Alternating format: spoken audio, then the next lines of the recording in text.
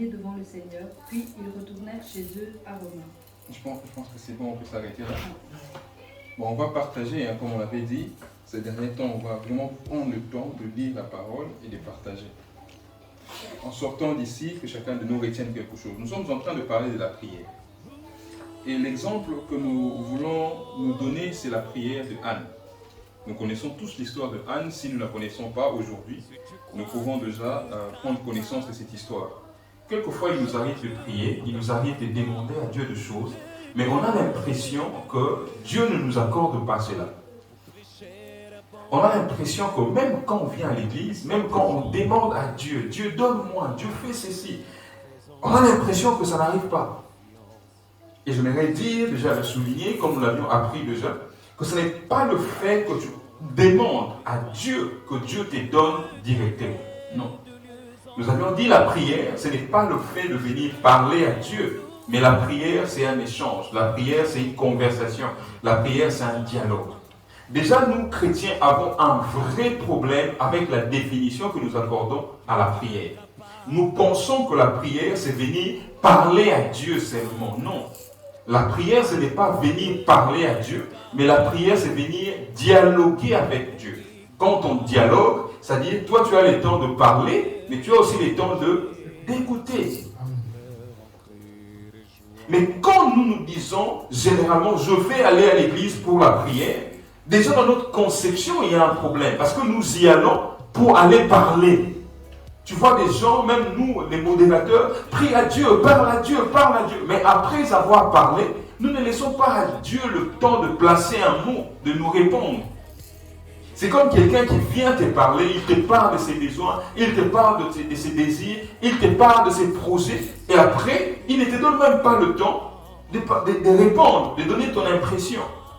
Donc pour le chrétien, la prière ressemble de plus en plus à un temps d'imposition de la volonté à Dieu. Nous venons à Dieu, Dieu je veux que tu me bénisses. Après je finis, amen, je pars. Mais ça c'est pas une conversation, c'est pas un dialogue. On est tous d'accord. Dans un dialogue, on accorde à son interlocuteur le temps de parler. Après avoir écouté, il a certainement des choses à te dire. Donc le chrétien a déjà un vrai problème avec la définition et la conception de la prière.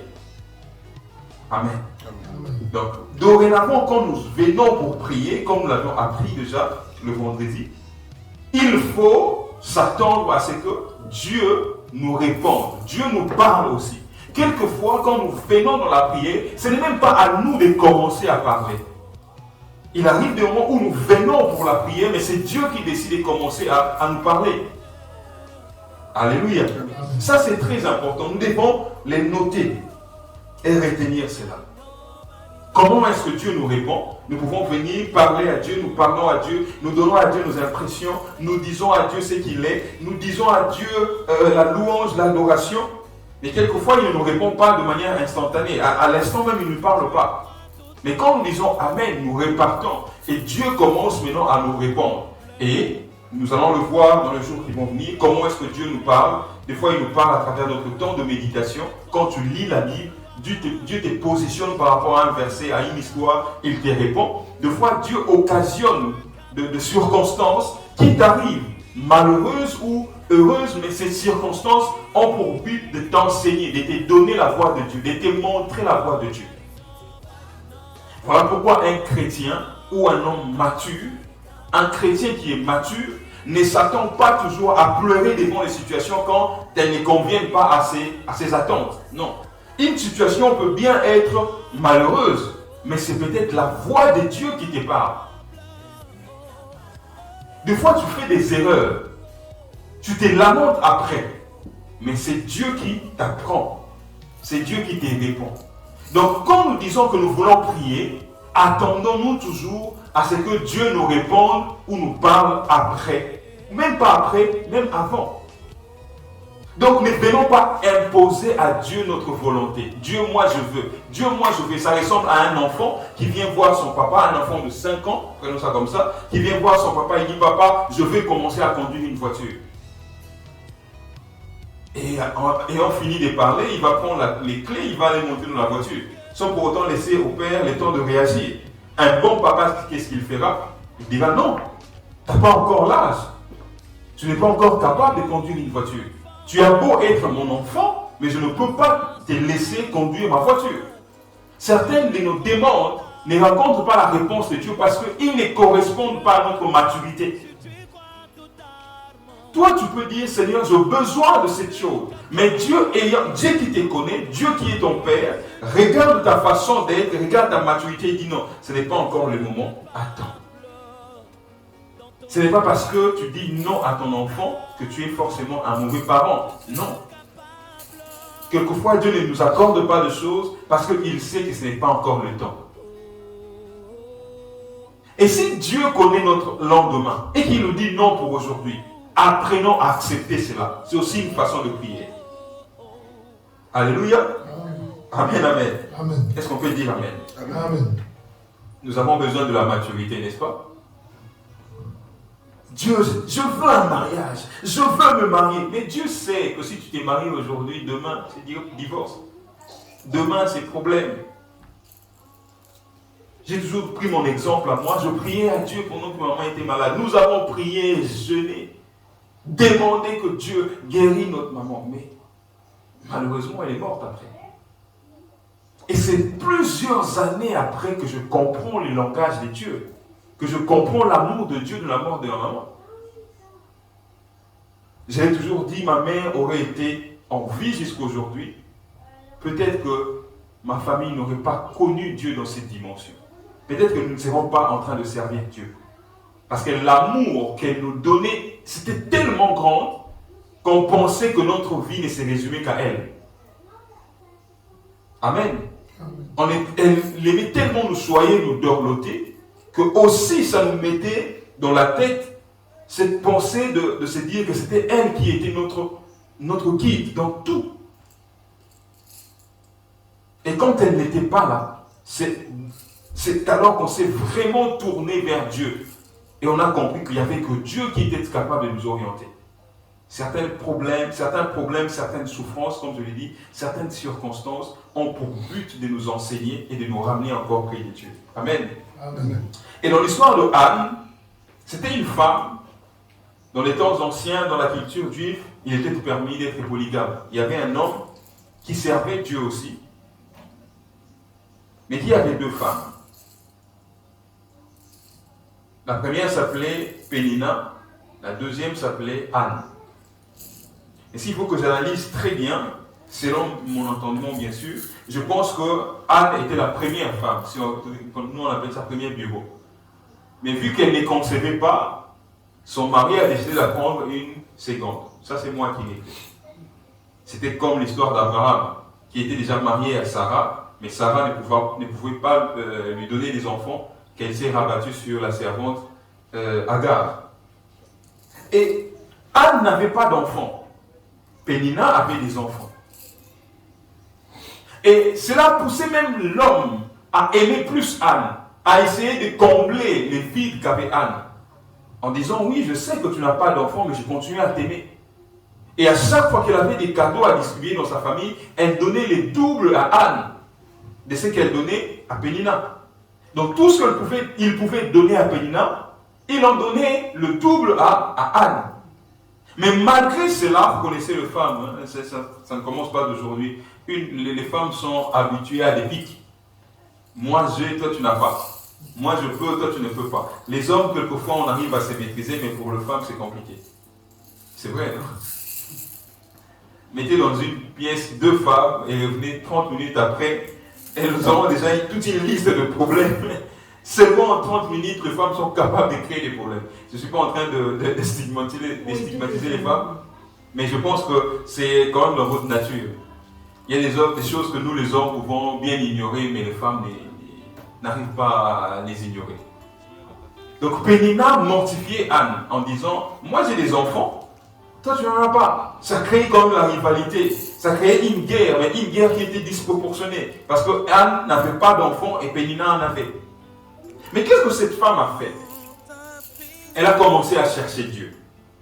Et la Bible précise que c'était même Dieu qui avait rendu Anne stérile. Donc c'était Dieu qui était l'auteur de ce qui est arrivé à Anne.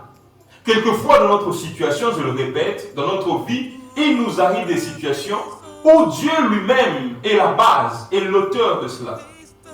Pourquoi? Parce qu'il cherche à ce que nous puissions produire un fruit, nous puissions comprendre quelque chose, ou plusieurs fois, en tout cas c'est dans le but de nous rapprocher encore de lui. Anne commençait à pleurer. Elle pleurait sur sa situation. Elle voulait avoir des résultats. Elle disait, Seigneur, je peux aussi avoir des enfants comme Pénina. Et tous les ans, c'était la même chose. Parce qu'ils organisaient une fête à l'occasion d'aller adorer Dieu. Et ils offraient des sacrifices à Dieu.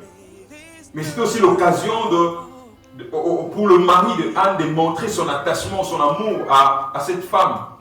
Elle donnait de cadeaux à Pénina qui avait d'enfants.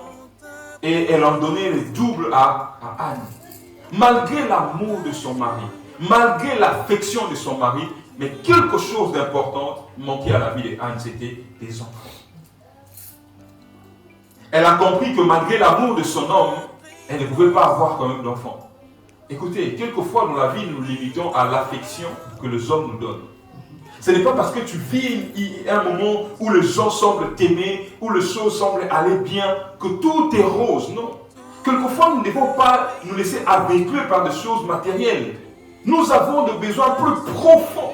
Nous avons des désirs plus profonds que notre âme doit avoir absolument. Mais quelquefois, tu vois les gens, et surtout, je parlais à quelques frères qui prenaient de l'alcool. Il dit, non, moi je prends l'alcool pour noyer mes soucis. Il se sert de l'alcool justement pour oublier le besoin, le manque qu'il a. Non. Ne te laisse pas aveugler par des choses qui comblent ton existence pour un moment. Un homme doit toujours aller à la recherche de satisfaire son besoin le plus profond. Amen, amen. Amen. Et Anne avait des cadeaux de la part de son mari. Elle avait l'amour. Son homme lui disait même, est-ce que je ne vaux pas pour toi plus que des enfants? Mais Anne comprenait que non. Il me manque encore quelque chose de plus important. Et la chose qui me manque, ce n'est que Dieu qui peut me le donner. C'est comme ça que Anne s'est tournée vers Dieu. Après avoir pleuré, après avoir versé des larmes, elle s'est tournée vers Dieu. Qu'est-ce qu'elle faisait? La Bible dit, j'aimerais que nous puissions noter ceci. Anne et son homme, avec toute sa famille, allaient adorer Dieu à Silo. Silo, c'était une ville où Anne et toute sa famille, Elkana, allaient adorer Dieu à Silo. C'était un endroit où on rencontrait Dieu. C'était là la première étape. Notons ceci très bien. La première étape, ou la première dimension, c'était aller adorer Dieu où? À Silo. Toute la famille était là, cherchant Dieu, adorant Dieu. Mais la première étape ne pouvait pas donner d'enfant à Anne. Ils étaient venus pour adorer Dieu. Ils chantaient pour Dieu. Ils donnaient des sacrifices à Dieu, mais Anne n'avait toujours pas d'enfant. Mais au contraire, Pénina continue encore à la mortifier.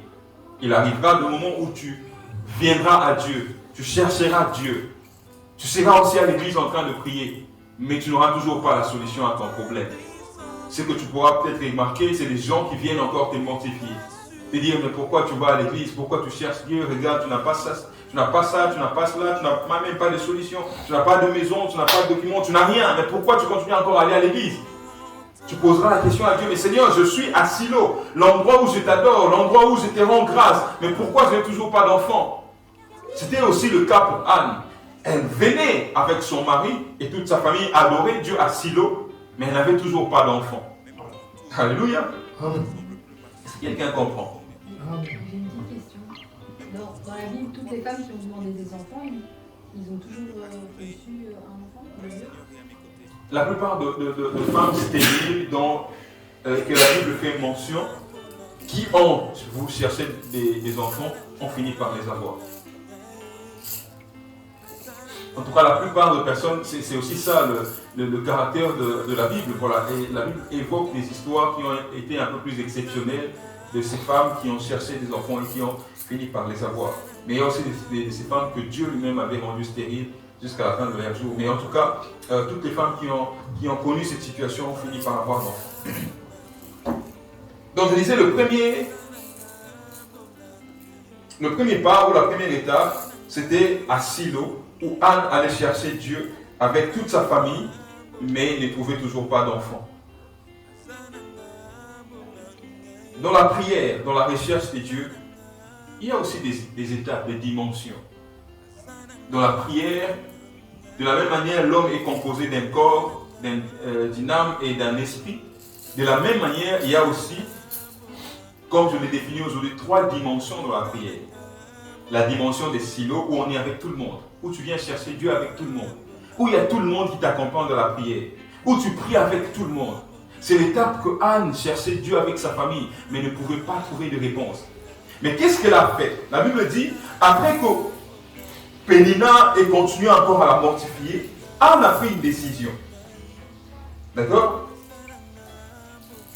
C'est dans le verset 6. Sa rivale ne cessait de la verser pour l'irriter contre Dieu de ce qu'il l'ait rendu stérile. C'était à Silo, n'est-ce pas? Cela se produisait chaque année.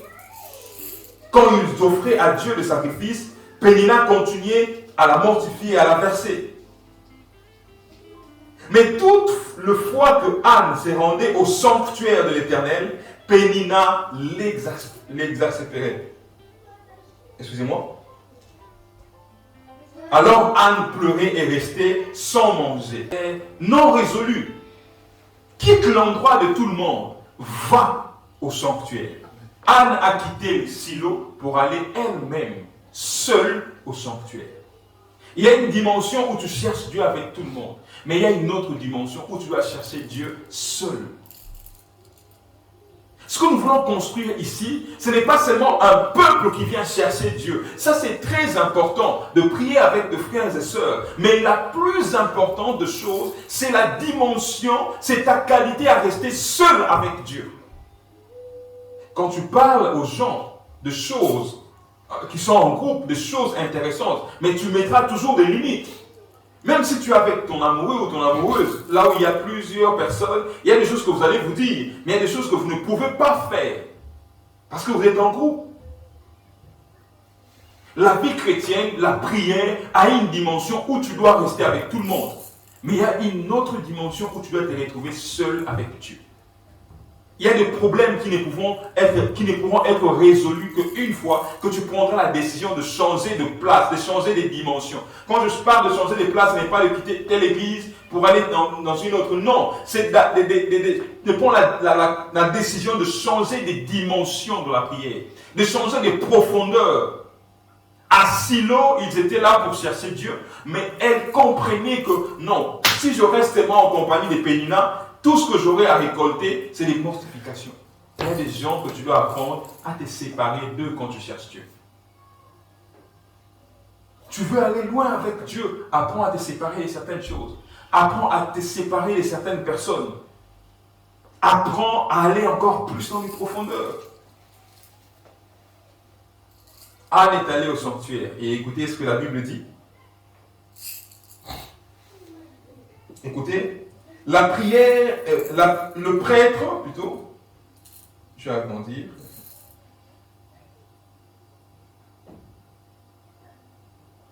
Nous avons eu le verset 9.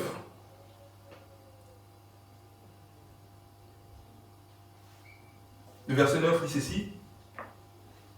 Cette fois-ci, après qu'on eut mangé et bu à Silo, Anne s'éleva, s'est rendue au sanctuaire de l'Éternel, seule. Le prêtre Élie y était assis sur son siège, près de la porte. Je voudrais que nous puissions noter ceci. Le prêtre Élie était assis, non pas dans le temple, mais près de la porte. Plusieurs personnes qui veulent prier, plusieurs personnes qui veulent chercher Dieu, veulent entrer dans les sanctuaires, mais quand ils voient Élie le prêtre qui est assis, non pas dans le temple, mais en dehors, certaines personnes s'arrêtent là. Je veux que vous puissiez bien me suivre ici. Certaines personnes ont manqué leur réponse, ont manqué leur destinée, ont raté leur devenir, parce qu'à la place d'aller entrer dans le temple, ils se limitent en dehors du temple, là où il y a le prêtre. Papa Gison, je ne sais pas si vous comprenez. Une personne a besoin d'aller voir Dieu, d'aller parler à Dieu en secret, mais qui croise un prêtre de Dieu en dehors du temple. Certaines personnes s'arrêtent là. C'est là où j'aimerais dire à quelqu'un, écoutez, ce n'est pas un pasteur qui te donne la solution à ton problème. Ce n'est pas un homme de Dieu qui te donne la solution à ton problème, mais c'est Dieu. Parce que certains prêtres ne sont même pas dans le sanctuaire, ils sont en dehors du sanctuaire. Si tu veux venir parler à un pasteur, si c'était le cas pour Anne, elle allait s'arrêter en dehors du sanctuaire. Parce que Élie, ces jours-là, n'était pas dans le sanctuaire, mais il était en dehors. Or, pour parler à Dieu, il fallait entrer dans les sanctuaires. Si tu viens chercher le prophète Ken, tu viens seulement parler à prophète Ken, tu veux seulement avoir une bonne relation, une bonne image avec le prophète Ken, quelquefois le prophète Ken est en dehors du sanctuaire. Je te parlerai de mon expérience, le prophète te parlera de son expérience, le pasteur te parlera de son expérience, mais il ne pourra pas t'amener dans la profondeur de Dieu. Elle ne pourra pas te faire entrer dans le sanctuaire. Il y a beaucoup des hommes de Dieu aujourd'hui qui, comme Élie, ne sont pas dans le sanctuaire, mais sont en dehors du sanctuaire. Anne, tu viens pour aller parler à Dieu, alors ne t'arrête pas là où il y a Élie. Je sais que généralement, quand on parle de ce genre de choses, on devient ennemi de certains pasteurs, de certains hommes de Dieu. Moi, j'ai continué à marteler sur ces choses. Ce n'est pas un homme de Dieu qui change la vie des hommes, non. Ce n'est pas un prophète qui changera ta vie, non. Ce n'est pas un pasteur qui changera ta vie. Même si tu l'aimes autant que tu pourras en mourir. Ce n'est pas un homme qui est mort à la croix pour toi, c'est Jésus. Alors si tu veux que ta vie change, tu dois avoir pour objectif d'aller rencontrer Jésus. Et où? Dans les sanctuaires. Et j'aime Anne, l'attitude d'Anne, parce que bien qu'elle avait vu que le prêtre Élie, le sacrificateur, l'homme que tout le monde respectait. Mais Élie n'était pas là où Anne devait s'arrêter. Élie était assis sur son siège, près de la porte. Il était en dehors, près de la porte. Donc écoute, moi c'est pour objectif d'entrer dans le sanctuaire. Mais je croise un homme de Dieu, je croise Élie, le sacrificateur, en dehors du temple. Alors je ne m'arrête pas là. Mon objectif, c'est d'aller parler à Dieu. La deuxième dimension de ce que j'appelle la dimension de la prière, comme je dis, la première, c'était prier à Silo. La deuxième, c'est la porte. Élie est assis près de la porte. C'est là où on vient parler aux hommes de Dieu de nos problèmes. Ça n'est pas interdit, non. Parce que c'est un homme de Dieu, il parle à Dieu. Il peut aussi aller parler à Dieu à propos de tes problèmes. Mais les hommes, nous nous limitons à la porte. Alléluia. Amen. Nous nous limitons à la porte. La deuxième dimension, c'est où tu viens voir un homme de Dieu. Tu parles à l'homme de Dieu. Tu lui exposes tes problèmes. Mais ce n'est que la deuxième dimension. Ce n'est pas la plus importante. Anne, qu'est-ce qu'elle a fait? Bien qu'ayant vu que l'homme de Dieu était là, la Bible dit dans le verset 10, très affligée, Anne pria à l'Éternel à chaudes larmes, en pleurant à chaudes larmes. Alors elle fit le vœu à Dieu. Elle ne fit pas le vœu à Dieu quand elle était à Silo. Elle ne fit pas un vœu à Dieu quand elle était devant le prêtre, excusez-moi. Mais elle est allée prier dans le sanctuaire.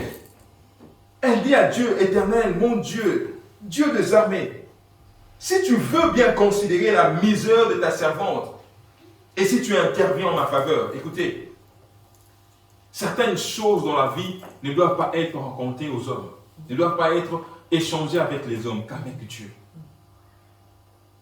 La prière que je considère ici comme étant la meilleure, c'est cette prière qui est adressée à Dieu. Il y a des engagements que tu ne peux pas prendre devant les hommes, tu ne peux les prendre que devant Dieu. Il y a des changements qui ne peuvent s'opérer dans ta vie que si tu arrives à parler réellement à Dieu et à Dieu seul. La Bible dit, chaque année, Anne vivait la même situation. Mais cette année-là, elle a pris la décision de ne pas seulement parler à son homme, de ne pas seulement parler au sacrificateur, mais d'aller parler à Dieu dans les sanctuaires. Et c'est à ces moments-là, écoutez, pendant qu'elle était en train de pleurer, elle était affligée, les larmes coulaient. Elle a même perdu l'usage de sa parole. Écoutez, à Silo, on parle avec la bouche. À l'homme de Dieu, on peut parler avec la bouche. Mais à Dieu, il arrive des moments où les paroles ne sortent plus. La troisième dimension, c'est la dimension où ce n'est plus seulement le parole qui sort, mais c'est le cœur qui parle à Dieu. Amen. Amen. Problème aux autres, mais ça y est, si on a encore le bénin, pas battre. Tu vas prendre là les pour les autres déranger, wana et roumeli. Bible lui peut un problème de roumelaki. Et roumelaki. Année nous sommes on a même problème. Nous soit côté naïe. Tout le monde qui croise Anne sait déjà que non, elle n'a pas d'enfant. Tout le monde qui voyait Anne chaque année pouvait dire la même chose. Parce que la situation ne changeait pas. Elle prenait des fois soin, elle allait pleurer au bras de son mari, mais ça ne changeait pas. Elle allait adorer Dieu à Silo, elle rentrait avec le même problème, pas d'enfant. Mais un jour, elle a pris la décision d'aller chercher Dieu. Et elle a fait un vœu à Dieu. Elle dit, Seigneur, si tu me donnes un enfant, je vais te rendre cet enfant. Écoutez, la prière qui vient du cœur pousse l'homme à faire une alliance avec Dieu. Alléluia. Amen. J'aimerais aussi ouvrir une petite parenthèse pour dire à certaines personnes, écoute, il y a des choses que tu peux demander à Dieu